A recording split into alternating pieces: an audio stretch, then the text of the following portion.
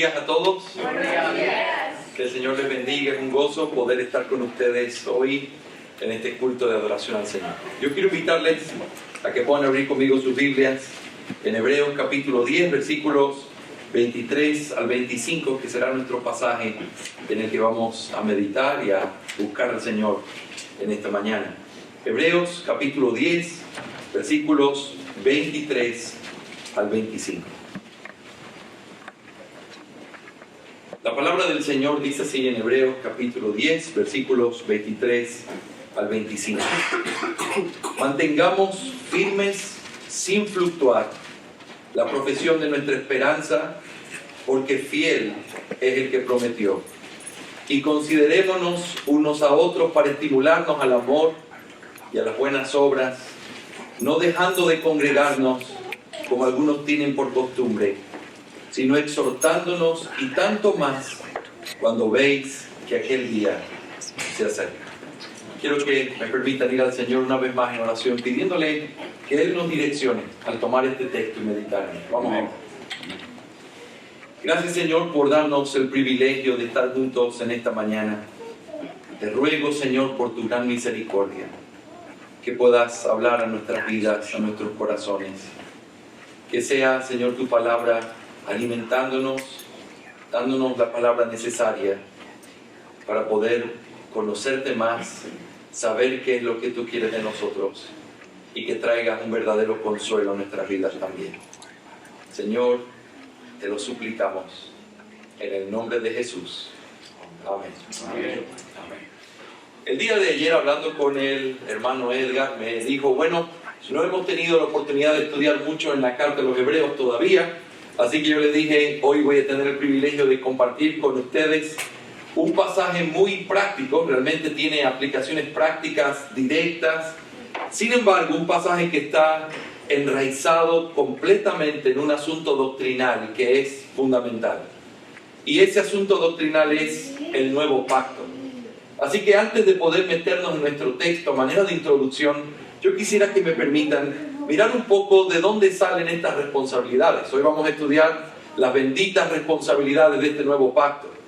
Pero el Señor no es un Dios no compasivo, sino que es un Dios inmenso en compasión y misericordia, que todo lo que demanda de nosotros son cosas que Él las ha puesto previamente. Que cómo podría ser de otra manera si Él sabe nuestra condición, sabe lo que somos, sabe de las cosas que tenemos debilidad y necesidad. Así que en palabras de un teólogo muy antiguo, San Agustín de Hipona, él decía que él le pedía al Señor, Señor, pide lo que quieras, pero luego decía, dame lo que pides. Pide lo que quieras, pero dame lo que pides. ¿Por qué? Porque si no sería imposible hacerlo. Y estas preciosas responsabilidades de nuestros 3 versículos de esta mañana son responsabilidades maravillosas, pero son profundas y demandan cosas muy importantes de cada uno de nosotros. No es un asunto superficial, es algo que se nos está ordenando en palabra del Señor. Sin embargo, el Señor ha suplido de todo lo que necesitamos para que podamos cumplir con estas responsabilidades. Amén. En el contexto de este pasaje, nosotros encontramos al autor de Hebreos, y de hecho, en todo este libro, lo encontramos hablando de la superioridad que tiene el nuevo pacto en comparación con el antiguo. Si ustedes recuerdan cómo Dios quiso revelar su palabra desde el principio, lo hizo a través de una promesa. El hombre y la mujer cayeron en pecado por causa de su desobediencia. Pero inmediatamente después de caer en pecado, Dios hace una promesa de misericordia y les promete que enviaría a un Redentor, el cual vendría naciendo de la mujer y que sería el padre de una línea de hombres creyentes, pero que finalmente nacería como ese que iba a destruir finalmente lo que Satanás había hecho, pisoteando la cabeza de la serpiente y trayendo una verdadera liberación al final. Ese pacto o esa promesa que se hace fue revelándose a través de diferentes pactos en la palabra de Dios y enseñando verdades importantes que el pueblo de Dios necesitaba entender. Por ejemplo, comenzó a mostrar que la única forma de acercarse a Dios o adorarle era a través de un corazón que podía escuchar su palabra y poner por obra lo que Dios demandaba. Eso lo hizo desde el principio y fue revelándolo a través de diferentes pactos para con los hombres. Nosotros tenemos diferentes cosas en el Antiguo Testamento que nos enseñan cómo funcionaba este pacto, como por ejemplo el hecho de que Dios establecía cuál era la forma de actuar y luego Dios ponía ciertos principios en los cuales se tenían que conducir, y esos principios demandaban que si alguien obedecía, entonces iba a ser recibido y se iba a mantener en ese pacto, pero si alguien desobedecía, entonces ese pacto iba a ser quebrantado por causa de su pecado. Y a través de toda la Biblia vemos esta realidad de una añoranza, de un pacto que no fuera como los pactos que estaban teniendo en esos días. La añoranza de un pacto que fuera inquebrantable. La añoranza de un pacto donde el mediador de ese pacto no fuera un hombre que tuviera que lidiar con sus propios pecados primero, sino uno que pudiera tener cuidado de nuestros propios pecados. Y es así como la Biblia nos revela este maravilloso nuevo pacto. Un pacto que es mejor.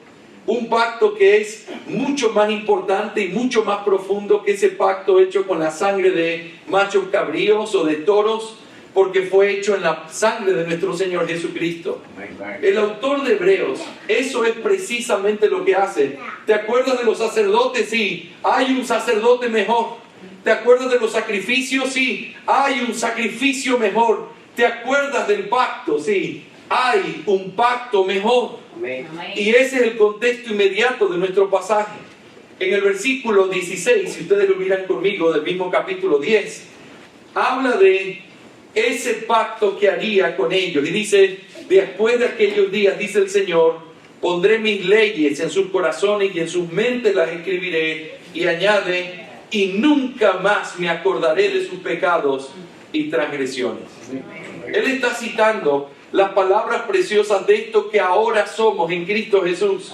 Hermanos, y este es un recordatorio importante para todos nosotros hoy y siempre en nuestra vida cristiana. Somos participantes de un nuevo pacto, de un mejor pacto. Un pacto en el cual Cristo Jesús, a través de su sacrificio y de su sangre, hizo de nosotros un pueblo que ya no está bajo la maldición de un pacto que se puede romper, sino bajo estas palabras preciosas: y nunca más me acordaré de sus pecados y transgresiones. Hermanos, si nos vamos a acercar en esta mañana a las responsabilidades, si en esta mañana tenemos que hablar de las cosas que Dios demanda de nosotros, porque ciertamente las demanda, es primero necesario tener que recordar lo que somos y en qué posición hemos sido puestos. Hermanos, el mediador de este nuevo pacto se entregó por nosotros, de manera que no solamente suplió lo que necesitábamos para entrar en este pacto a través de su sangre, sino que al ofrecerse como un sacrificio y entregar su sangre por nosotros, hizo pago para todas las cosas requeridas para mantenernos en este pacto. Por lo tanto, las exhortaciones que encontramos aquí son exhortaciones que nos recuerdan la gracia de Dios, de algo que nosotros ya hemos recibido y podemos cumplir. Antes de poder revisar estas responsabilidades una por una, a veces algunos han planteado en la teología cristiana, pero es que yo no concibo que pueda haber amor y obligación. ¿Cómo puede ser que hablemos en el Nuevo Testamento de responsabilidades o cosas para cumplir? Cuando uno ama, uno quiere hacer las cosas porque uno quiere. Y cuando alguien dice, tienes que congregarte, o tienes que vivir de esta manera, o mantén firme esa profesión de tu esperanza, eso me suena a algo más como la ley que como realmente el pacto de gracia. Pero la realidad es esta: la gracia que hemos recibido no es contraria a los mandatos verdaderos que tenemos que cumplir. En otras palabras, hay responsabilidades, hermanos, y de hecho, una responsabilidad y un privilegio tan grande como el que hemos recibido no podría quedarse sin responsabilidades que nosotros necesitamos cumplir. No es pequeño lo que hemos recibido, no es algo, simplemente parte de lo mismo. Y dado el privilegio que hemos recibido, las responsabilidades deben ser consecuentes con eso. La buena noticia de estas responsabilidades es que no se nos han dado para cumplirlas en nuestro esfuerzo, sino que Cristo Jesús ha dado todo lo que necesitamos para poder hacerlo. Así que en esta mañana yo quiero exhortarlos quiero animarlos como participantes de este nuevo pacto a través de estas responsabilidades. Responsabilidades serias, sublimes, importantes, que tienen que ser consideradas. En la iglesia cristiana hay responsabilidades por causa de lo que Cristo ya nos ha dado en este nuevo pacto. En este pasaje que está al final de esta exhortación práctica, recordando lo que hay y ahora nos lleva a una parte práctica de aplicación, encontramos 3 responsabilidades que le he llamado benditas responsabilidades en el nuevo pacto. ¿Y por qué benditas? Bueno, en el nuevo pacto nosotros hemos recibido promesas. ¿Cuáles son esas promesas? Hay 3 que claramente están identificadas. La primera de ellas es que todos los que pertenezcan al nuevo pacto le conocerían al Señor de manera personal y salvífica. No hay nadie en el nuevo pacto que no conozca al Señor. En las palabras del Señor Jesús, el más pequeño en el reino de los cielos es más grande que Juan el Bautista o que cualquier profeta de otro pacto o de otro tiempo, porque el conocimiento que tenemos de Cristo es un conocimiento real. Y por más pequeñita que sea nuestra fe o porque recién comience, aún así es una fe salvífica, distintiva, que nos lleva a una posición de la cual no podemos volver, y gracias a Dios por eso. Amén. Ninguno de nosotros puede simplemente cerrar los ojos un día y decir: no, yo no te conozco, me voy a hacer como si nunca te hubiera visto. Este conocimiento salvífico es tan glorioso, pero es tan indestructible que nosotros no podemos volver atrás. Por eso los verdaderos creyentes, aunque pecamos, nos arrepentimos. Y volvemos de nuestras maldades abrazándonos de Cristo, porque después de verle nosotros no podemos vivir de otra manera. La segunda responsabilidad o privilegio que encontramos en ese nuevo pacto no solo es que le conocemos, sino que también todos nuestros pecados han sido perdonados. Alguna vez escuchaba a un predicador diciendo: imagínate en aquel día final una pantalla donde todos tus pecados salgan a la luz y comiencen a ser expuestos delante de ti, delante de ese juez que es implacable y que conoce todos nuestros pensamientos y nuestras acciones. Y uno, cuando piensa en esa pantalla, comienza a temblar. Y luego este predicador decía: ahora ya no pienses en esa pantalla, porque no es lo que va a pasar ese día. En Cristo Jesús todas nuestras maldades han sido clavadas en esa cruz, porque hemos muerto con Él y hemos resucitado una nueva vida.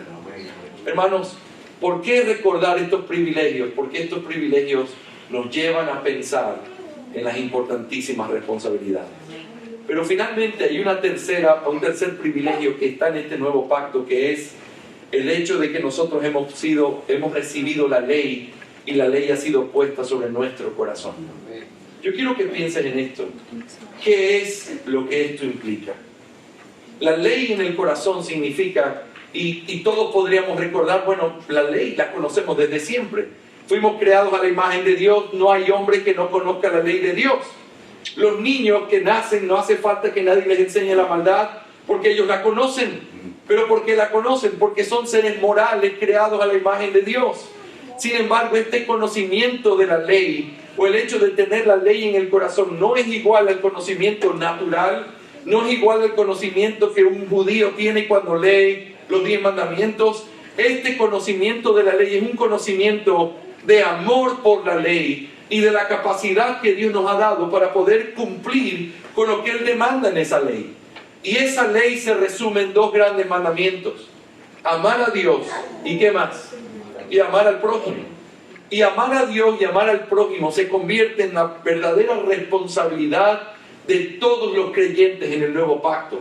Si tú me preguntaras, ¿qué es lo que debo hacer como miembro de esta iglesia? ¿Qué es lo que debo hacer como un cristiano en esta iglesia? Esto es lo que Cristo te ordena: ama a Dios y ama a tu prójimo. En eso se resumen tus deberes. Pero esos deberes, aunque a veces uno no piensa en eso, están ligados directamente a todas las ordenanzas prácticas que tenemos en el Nuevo Testamento. Y estas 3 responsabilidades que vamos a mirar el día de hoy no son la excepción. Nosotros vamos a mirar en el versículo 23 el hecho de tener que mantener firme nuestra profesión. Eso demuestra amor a Dios y amor al prójimo, y ya lo vamos a analizar así. En segundo lugar, vamos a ver en el versículo 24 el hecho de considerarnos unos a otros y estimularnos al amor y a las buenas obras. Y eso también tiene que ver con amor a Dios y amor al prójimo. Pero en tercer lugar, y quizás de la manera más significativa, no dejando de congregarnos. Eso también muestra amor a Dios y amor a nuestro prójimo. Así que, como les dije al principio, estas responsabilidades son bien prácticas, son bien claras, y el autor de Hebreos nos deja una lección muy directa para nuestras conciencias. Pero todo esto no puede ser entendido de otra manera que no sea arraigada a este nuevo pacto y a las bendiciones que hemos recibido en este nuevo pacto, y entre ellos la ley en el corazón para cumplir lo que Dios demanda de nosotros. Consideremos en primer lugar en el versículo 23 la primera responsabilidad bendita de este nuevo pacto, que aparece con estas palabras: mantengamos firme, sin fluctuar, la profesión de nuestra esperanza, porque fiel es el que prometió. En este primer deber, que podríamos resumirlo con la expresión mantener la profesión de nuestra esperanza, encontramos tres cosas puntuales en este versículo. En primer lugar, aparece la orden directa: mantener firme la profesión de nuestra esperanza. En segundo lugar, aparece la forma en la que debemos mantenerla, y eso es sin fluctuar. Y en tercer lugar, aparece la razón de por qué podemos mantener la profesión de nuestra esperanza. Dice el texto: porque fiel es el que prometió. Así que en primer lugar, ¿qué significa mantener firme la profesión de nuestra esperanza?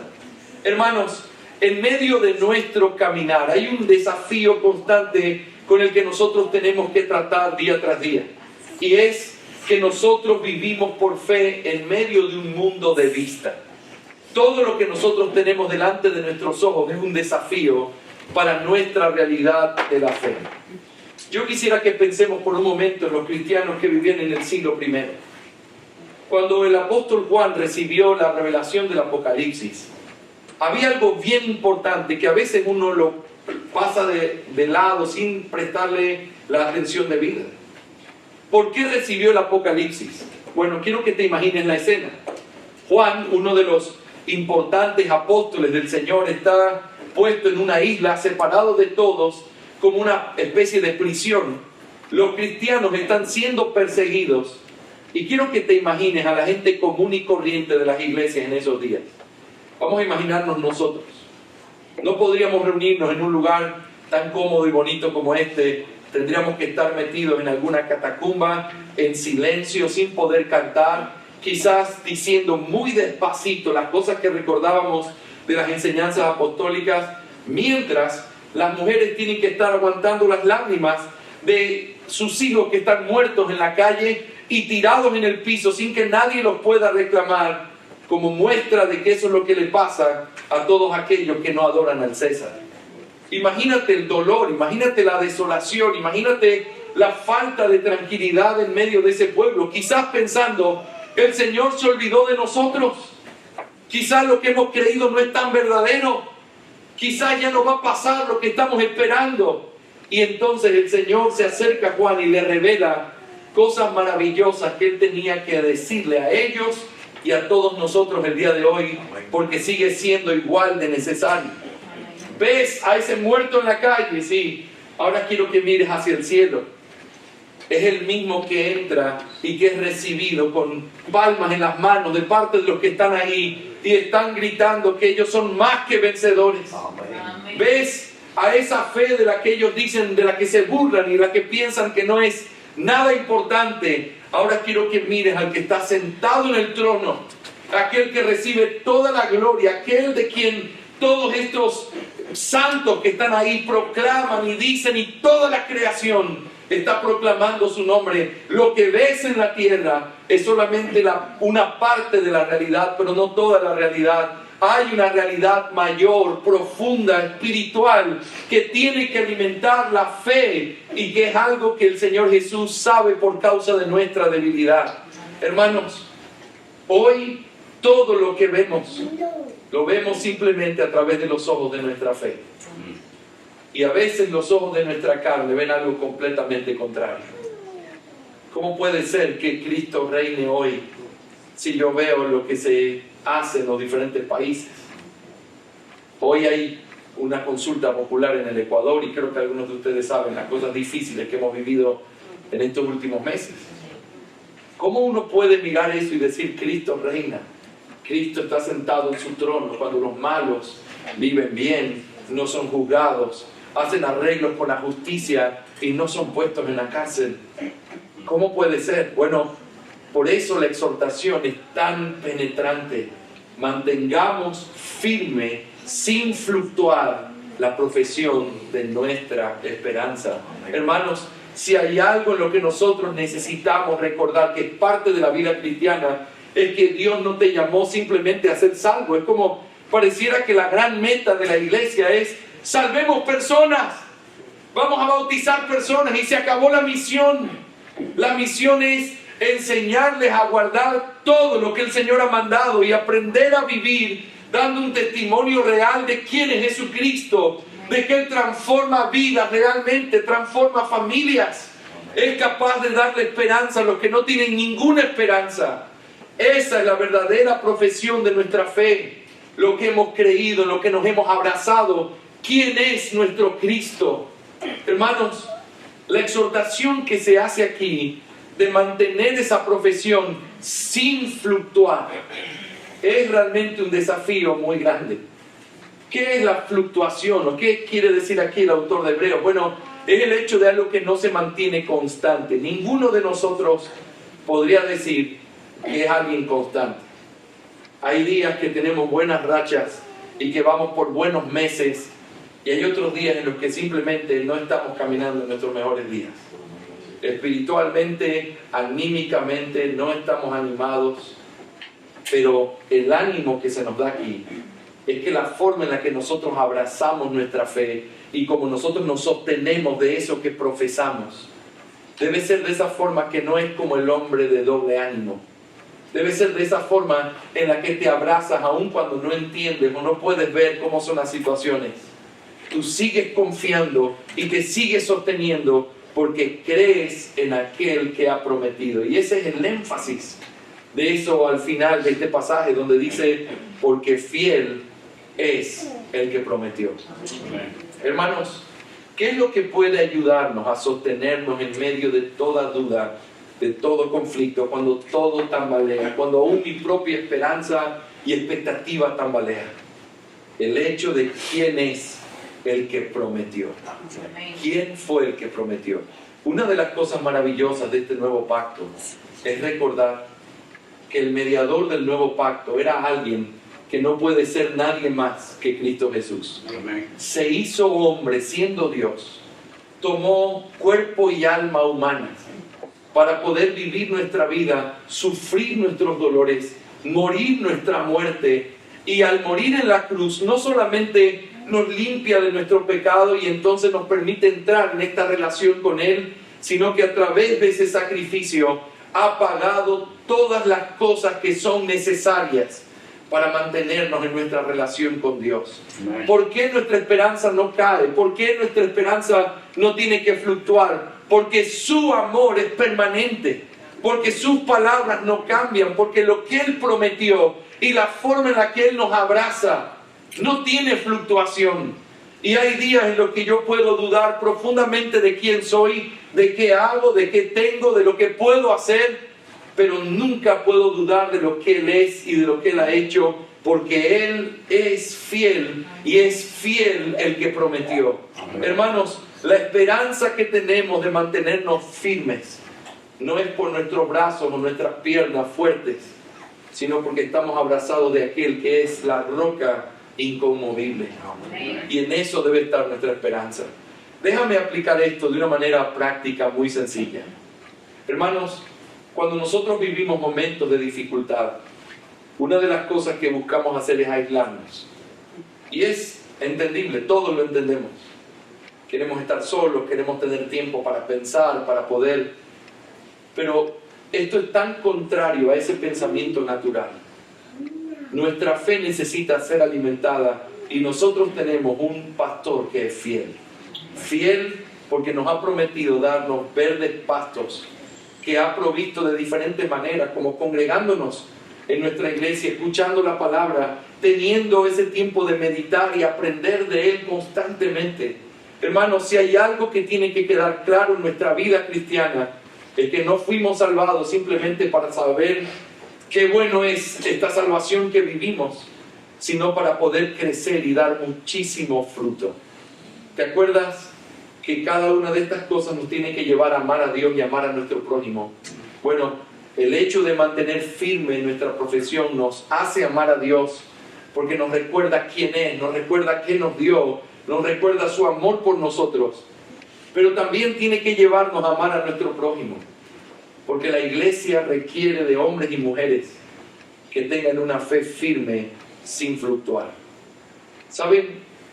Una de las cosas que trae ánimo es saber que en medio de los momentos difíciles hay personas en las que uno puede abrazarse y puede contar con ellas en medio de los momentos de conflicto. Y no es porque no tengan pruebas, no es porque no tengan momentos difíciles, es porque han encontrado que parte de amar a su prójimo es tratar de seguir creciendo y mantener firme la profesión de su esperanza sin fluctuación, porque hay muchos hermanos que necesitan ser sostenidos. Esta no es un asunto personal, sino que siempre habla desde una perspectiva colectiva. Somos un pueblo. Y cuando tú mantienes firme la profesión de tu esperanza, puede ser de bendición a muchos otros que todavía siguen fluctuando. La meta de una iglesia bíblica es encontrar personas que tomen esta responsabilidad y la pongan por obra, manteniendo firme la profesión de su esperanza sin fluctuar, abrazados de aquel que es el que lo prometió. Amén. Amén. En segundo lugar, nosotros encontramos también en el versículo 24: y considerémonos unos a otros para estimularnos al amor y a las buenas obras. Una de las otras razones, y uno de los comentaristas puritanos dice que nosotros encontramos en el versículo 24 y 25 la forma que Dios ha provisto para evitar la apostasía. Y esto es muy interesante. El congregarnos, pero sobre todo lo que vemos aquí en este pasaje, el estimularnos al amor y a las buenas obras. Hermanos, nosotros fuimos rescatados para vivir en comunión. Por eso la vida cristiana no se puede vivir de una manera aislada. No hay cristianos verdaderos que piensen: yo amo a Cristo, pero yo no quiero tener comunión con mis hermanos. Juan lo dice claramente: el que dice que ama a Dios no puede aborrecer a su hermano. Y aquel que ama a Dios tiene que amar de verdad a su hermano, no solamente en palabras o de labios, sino de un amor sincero, genuino. Santiago vuelve a repetir esa idea. Si ves a tu hermano pasando necesidad, no le digas que Dios lo bendiga, ayúdalo, trata de hacer de una manera práctica ese amor que es una realidad. La Biblia nos llama todo el tiempo, después de ser salvados, a tener que considerarnos el uno al otro.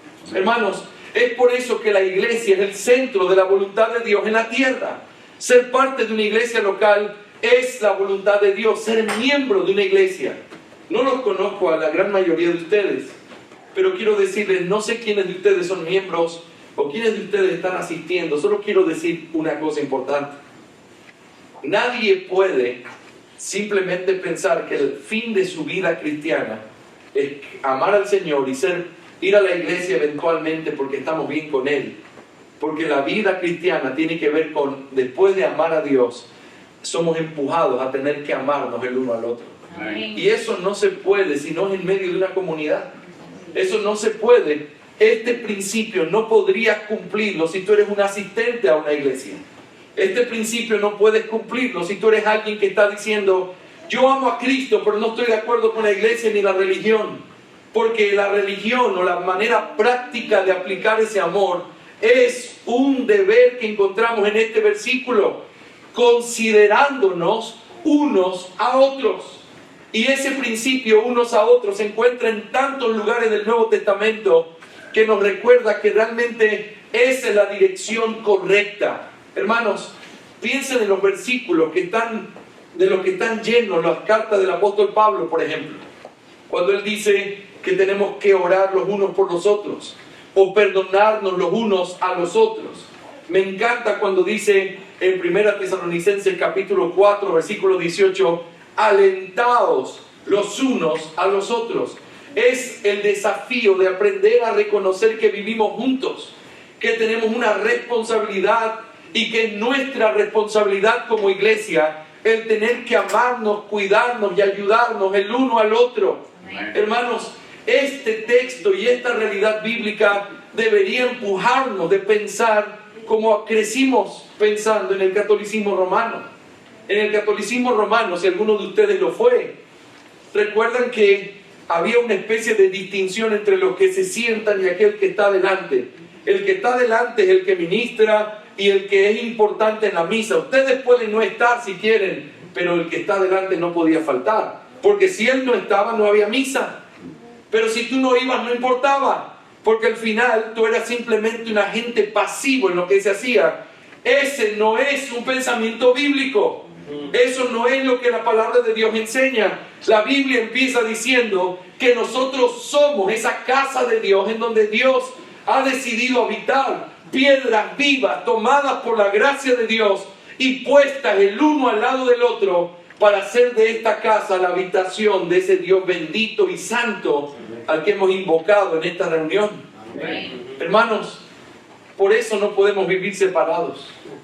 Por eso no podemos vivir simplemente en un aislamiento espiritual pensando, lo importante es que yo escucho 3, 4 podcasts y lo que yo hago es comprar 3, 4 libros y yo vivo tranquilo, alimentado y en paz con mi Dios. Tú no puedes vivir así si no estás viviendo la comunión de tu iglesia local, considerando el uno al otro en las responsabilidades que tenemos. Y esa responsabilidad es estimularnos al amor y a las buenas obras. Amén. Hermanos, el amor y las buenas obras son parte de lo que resume nuestra vida como iglesia. Amar es parte de lo que debería caracterizar a los cristianos. ¿Se acuerdan las palabras de nuestro bendito Señor en Juan capítulo 13, versículos 36 y alrededor 35, 34, donde Él dice que se amen, pero que se amen como Él los ha amado? Y luego dice, y en esto conocerán que son mis discípulos, en que os améis los unos a los otros. El amor es parte de la característica de una iglesia, es el amor real, no un amor de simplemente la superficialidad que el mundo tiene. Es un amor en el que buscamos realmente llevar al otro a vivir de una manera apropiada, empujándonos, motivándonos, estimulándonos. Es interesante esa palabra, estimulándonos, porque a veces los doctores saben que para estimular hay que golpear. Está dormido, golpea para que se despierte. El estimular tiene que ver con reacción, tiene que ver con provocar algo en el otro. Y hermanos, es tan importante pensar en eso, porque estimularnos al amor y a las buenas obras implica a veces tener que lastimarnos, tener que herirnos, así como hiere un cirujano cuando tiene que cortar una parte del cuerpo para poder sanar o curar al resto. Así como hiere, dice el proverbio, un amigo con heridas fieles, lastimando, cortando, pero estimulando al amor y a las buenas obras. Hermanos, qué contrario a la realidad de apatía de una iglesia donde simplemente nos amamos saludándonos y abrazándonos y haciendo fiesta cuando nos vemos, pero no teniendo nada que ver el uno con el otro en medio de los momentos difíciles o del pecado o de las pruebas que pudiéramos estar viviendo. El amar que aparece aquí y el considerar que aparece aquí tiene que ver con un amor mucho más profundo, mucho más real, que no es de palabras. Es el tipo de estímulo de un hombre parándose delante de otro, estimulándolo a hacer las cosas mejor en la crianza de sus hijos. Amén. Es el tipo de amor de una mujer ayudando a otra mujer, estimulándola a aprender a tratar mejor a su marido o ser más responsable en su hogar. Es el tipo de amor que no todos están dispuestos a dar, pero que es una orden en el nuevo pacto. Así es como tenemos que vivir y no podemos vivir de otra manera. Este texto trae a mi mente un precioso pasaje que aparece en Santiago capítulo 5. Quiero que miren conmigo sin perder nuestro texto.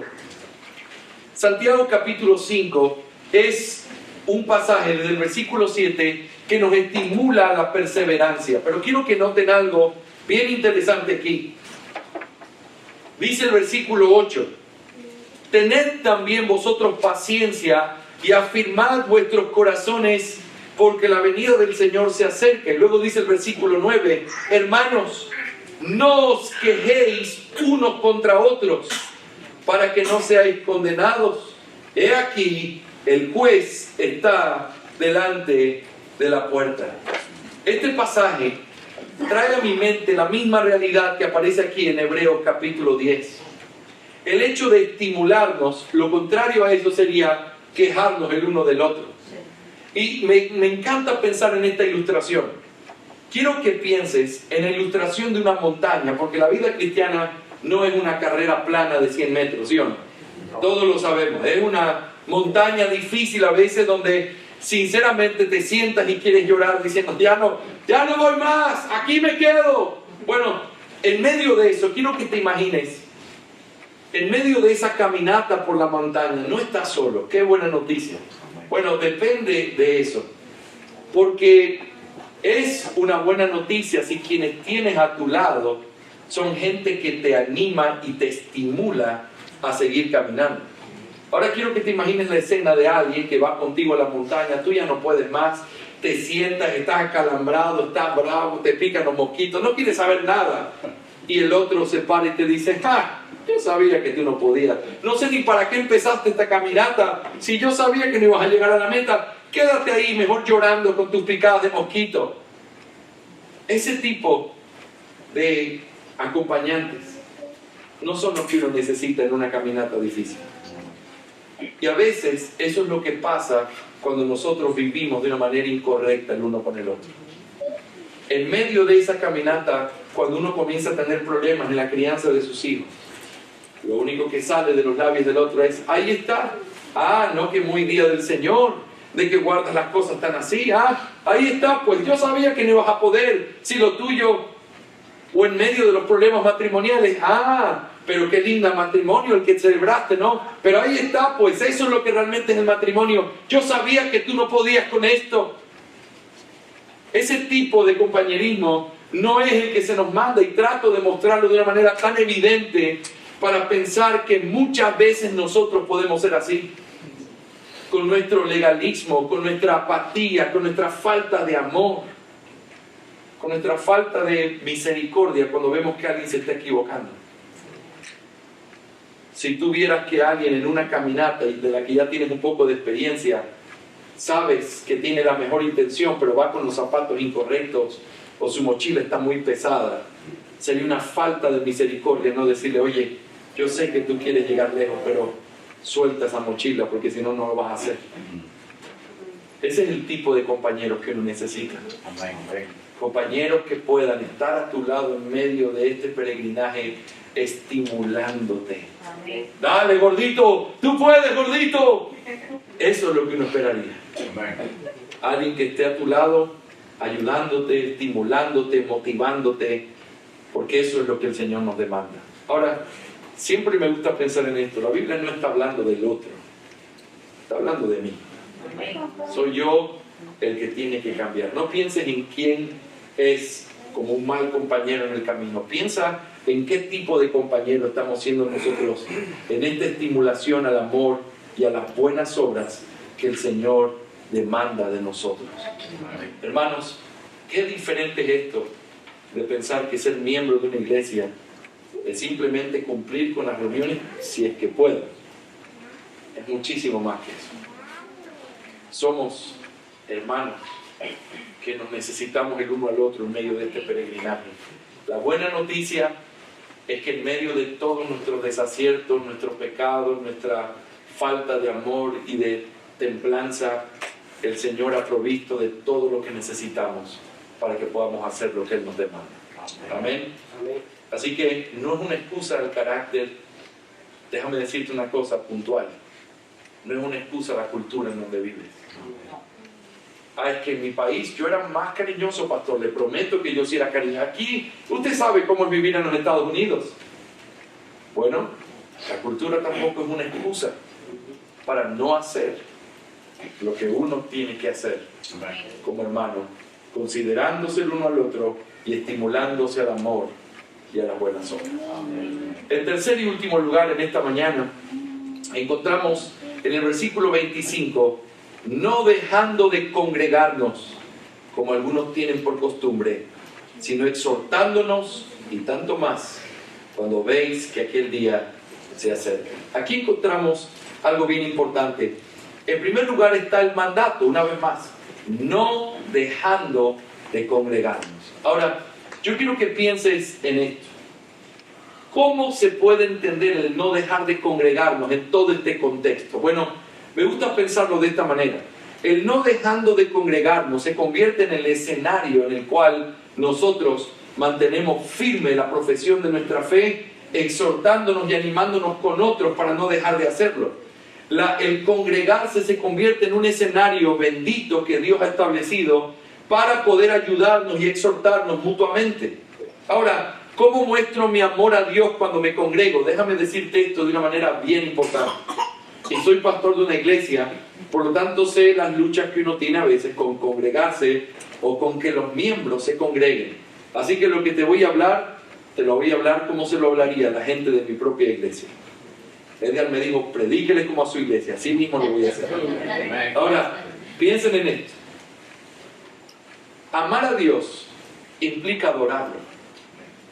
Adorarlo implica hacerlo como Él lo estableció. Y si Él estableció que para adorarlo debemos separar un día de la semana y ir a la santa convocatoria, orar y estar en comunidad para poder invocar su nombre, nadie podría decir correctamente, yo amo a Dios con todo mi corazón, si no se congrega. ¿Cómo lo amas? Yo quiero que me expliques cómo es ese amor. ¿Cómo es un amor que desobedece un principio tan básico? ¿Cómo es un amor que no adora a aquel que debería ser la razón y el centro de tu amor? ¿Cómo es ese amor? ¿Cómo es un amor que ama a un Dios al que no adoras y no lo hace de la forma en la que Él lo establece? No existe tal cosa. Dios entiende, Él sabe que yo lo amo. Yo no voy a la iglesia, pero Él sabe que yo lo amo. La manera verdadera de amar es amando como Él ha dicho que quiere ser amado. No hay otra forma. Y adorarlo y hacerlo como Él demanda y estando en comunidad es un mandato de su palabra. Si amas a Dios, ámalo como Él ha demandado ser amado. Y ese principio nos muestra el amor a Dios, es evidente. Pero quiero decirte algo más. El amor también al prójimo se demuestra cuando yo me congrego. ¿Por qué? Piensen en esto. Tengo el privilegio de viajar por muchos países en Latinoamérica mirando las realidades de las iglesias. Hay iglesias donde van desapareciendo ciertas cosas y simplemente las iglesias van muriendo. En Estados Unidos, y ustedes saben esto, casi siempre se escucha de iglesias que el último miembro de la iglesia ya se dio cuenta que no pueden pagar las cosas que el municipio o el gobierno pide, y entonces van y le devuelven las llaves del edificio que compraron con tanto esfuerzo, diciendo, ya no hay más, todos los miembros de la iglesia murieron, solo quedo yo y yo no puedo hacerme cargo de esto. Y las iglesias mueren, y mueren iglesias que un día fueron de gran bendición y de ánimo. Y a veces uno piensa neciamente, eso nunca nos va a pasar, porque la promesa del Señor está que en el tabernáculo metropolitano de Orlando las llaves del Hades, las puertas del Hades no prevalecerán y nosotros vamos a seguir aquí firmes. Hermanos, esa es una promesa para la iglesia universal. La iglesia de Cristo nunca será destruida, pero las iglesias locales pueden desaparecer. Y pueden desaparecer cuando comienzan a faltar la responsabilidad y el amor de sus miembros. Por decir, yo voy a seguir perseverando y haciendo lo que tengo que hacer. Hermanos amados, si tú amas a tu hermano, quiero decirte que la necesidad más grande que tiene una persona es una iglesia local en la cual ser edificado y pastores que puedan cuidar de su alma. Si esa no es la necesidad más importante, entonces podríamos pensar en algo más. Pero si esa es la necesidad más importante, procura entonces que en todo lo que tú hagas como miembro de la iglesia, esta sea tu promesa. Mientras yo vivo, nunca se va a cerrar la puerta de este lugar. Así no haya nadie más. Yo voy a estar sentado, preparado y listo para escuchar lo que Dios tiene para decirme en nuestra iglesia. Yo voy a estar ahí hasta el final. Mientras yo viva, se va a seguir adorando al Señor, se va a seguir cantando a su nombre. A veces los miembros piensan, si mi pastor no va, ahí sí estamos fritos. Pastorcito me llamaba, pastor, si viene en camino, ¿verdad? Le va a hacer una broma porque me arrepentí. Dice, es en Miami donde queda la iglesia, ¿verdad? Pero uno dice, si el pastor no está, la iglesia no funciona. Pero ojalá los miembros pensaran, si los miembros no están, si yo no estoy, entonces realmente la iglesia comienza a perder el sentido de lo que es una iglesia. Hermanos, el amor al prójimo se ve en perpetuar la adoración en los lugares donde se predica la palabra. Y si tú crees que en este lugar se predica la palabra de Dios con fidelidad, entonces tu responsabilidad y tu muestra de amor para con tu hermano es no dejar de congregarte. Porque por lo menos por ti se va a hacer un culto en este lugar. Amén. Y eso debería ser nuestro pensamiento con respecto a esto. Ahora, este pasaje no solamente nos dice cuál es la orden, sino que nos dice lamentablemente una situación común. Y dice, como algunos tienen por costumbre. Esto es algo que trae consuelo al corazón, porque uno piensa, esto es una lucha que los creyentes siempre han tenido. Como pastor trae consuelo, pero al mismo tiempo trae el principio de recordar que no se puede convertir en una costumbre el hecho de no ser parte o no congregarse fielmente en una iglesia y escuchar la palabra. Hermanos, algunos es el día que vienen a la iglesia, es el día que no tienen nada más que hacer. El día que no encontraron algo más importante para hacer. No, este domingo sí voy, pastor, no tengo nada más. Hermanos, el principio, sobre todo entre creyentes, debería ser completamente diferente. Amén. Sobre todo en un mundo como este y en una cultura como esta, donde vivimos a una velocidad muy acelerada. Necesitamos recordar que este santo día nos fue dado para poder detenernos de todas nuestras cosas y poder levantar nuestros ojos al cielo y poder pedirle al Señor en su misericordia que pueda direccionarnos, ayudarnos, hablarnos, porque lo necesitamos. Amén. Finalmente hay un ánimo precioso en este texto cuando dice, tanto más cuando veis que aquel día se acerca. Hace unas semanas estuve predicando un pasaje primero de Pedro, en donde Pedro utiliza la misma expresión que está usando aquí el autor de Hebreos. Dice, hermanos, ustedes ya vivieron en pecado, el Señor Jesús ya les dio una nueva vida, ya han perdido mucho tiempo en su pecado. Esa es una de las motivaciones para vivir para Cristo. Ya se perdió mucho tiempo, hay que aprovechar lo que nos queda. Pero luego Pedro dice, porque aquel día se acerca. Y es la misma frase que aparece aquí. Tanto más cuando veis que aquel día se acerca, hermanos, es algo que pone inmediatamente nuestro rostro de cara hacia ese día glorioso cuando Cristo Jesús venga por segunda vez. Para nosotros los creyentes eso no es una advertencia, no es algo en donde tenemos que temblar pensando qué mal va a llegar ese día. No, es un día glorioso. Amén. Un día que anhelamos que llegue, un día donde nuestras lágrimas finalmente serán secadas, donde nuestro dolor terminará, donde nuestra lucha con el pecado terminará. Es un día de regocijo, pero es un día que sigue marcando una realidad. Amén. Ese día se acerca, por lo tanto, debemos vivir lo que nos queda en esta vida para su gloria.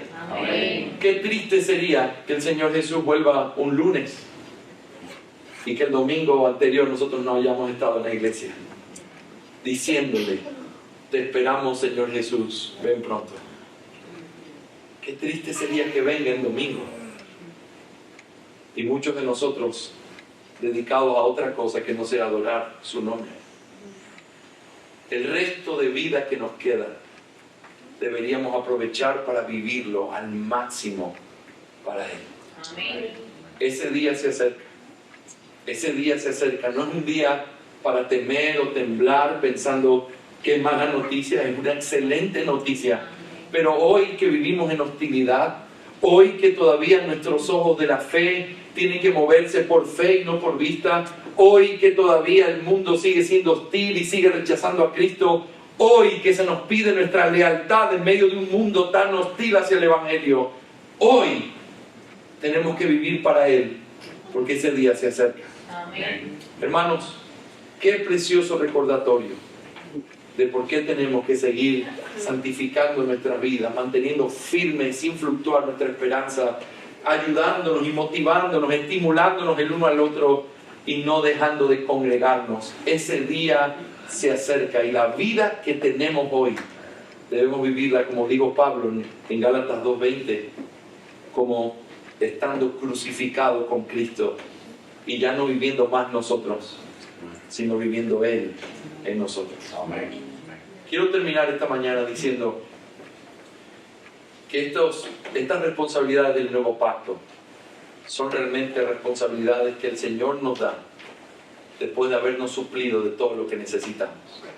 Eso no significa que no sean difíciles, eso no significa que no sean un desafío constante, pero eso sí significa que no son en nuestras fuerzas y que nosotros tenemos y hemos sido provistos de todo lo que necesitamos para poder honrar al Señor en esta vida mientras nos quede tiempo antes de su venida. Esto es lo que el Señor nos ordena. Quiero animar a los miembros de esta iglesia a seguir viviendo a la luz de lo que el nuevo pacto nos demanda. No hay tiempo que perder. Ya perdimos demasiado tiempo en otras cosas. La venida está cercana. No dejemos de congregarnos. Y usando un parafraseo ahí podría decir, así como muchos en muchos otros lugares y a través del tiempo han tenido como costumbre el no congregarse, que eso no sea una realidad en la vida de esta iglesia ni de estos miembros. Ese día se acerca. Vivamos a la luz de ese día. Amén.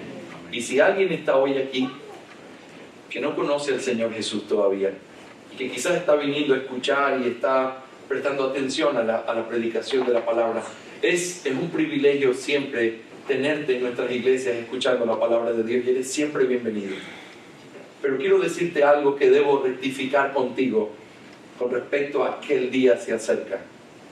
Si tú no eres creyente, ese día que se acerca no es un día de tranquilidad y gozo como acabé de mencionar para los creyentes, sino un día de juicio.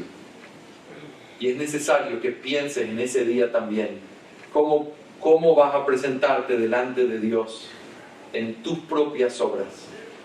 No va a servir de nada decir, yo crecí en un hogar cristiano o yo venía a la iglesia, al tabernáculo todos los domingos a escuchar y todos eran amigos míos. Esa no es la pregunta final. Es si has visto la inmensidad de tu pecado y si has reconocido al Señor Jesucristo como tu Señor y tu Salvador. Si te has arrepentido delante de Él, abrazándote de estas maravillosas promesas del nuevo pacto. Todavía hoy hay esperanza. Amén. Si escuchas hoy su voz, no endurezcas tu corazón. Hay oportunidad a todo aquel que cree y se arrepiente. Amén. Vamos a orar. Amado Señor, gracias por tu palabra en esta mañana. Gracias por recordarnos las maravillosas verdades del nuevo pacto, pero también nuestras responsabilidades. Yo te pido por tu misericordia, Señor, que tú nos ayudes a hacer lo que tú nos pides. Y gracias por habernos dado aquellas cosas que necesitamos para cumplirlo. Te alabamos, Señor. Ayuda a esta iglesia amada y a sus miembros a ser la iglesia que tú quieres que sea. Te lo pido en el nombre de Cristo Jesús. Amén.